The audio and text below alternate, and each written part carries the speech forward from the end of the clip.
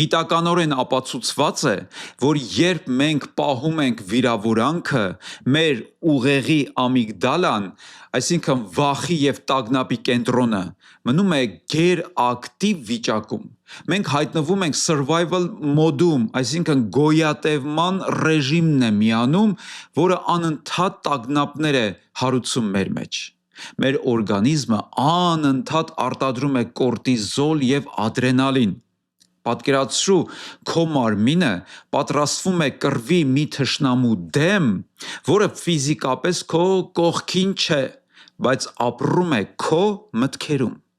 Դա նման է նրան, որ դու թույն խմես և սպասես, որ դիմացինը մահանա կամ վնասվի։ Վիրավորվածություն պահելը և չներելը քայքայում է քո իմունային համակարգը, բերում է խրոնիկ հոգնածության և ընկճախտի, այսինքն դեպրեսիայի։ Դու կարծում ես, թե չներելով պատժում ես դիմացինին, բայց իրականում դու պատժում ես ինքդ քեզ։ Դու քեզ փակել ես մի բանտում, որտեղ դու և բանտարկյալն ես, և բանտապետը,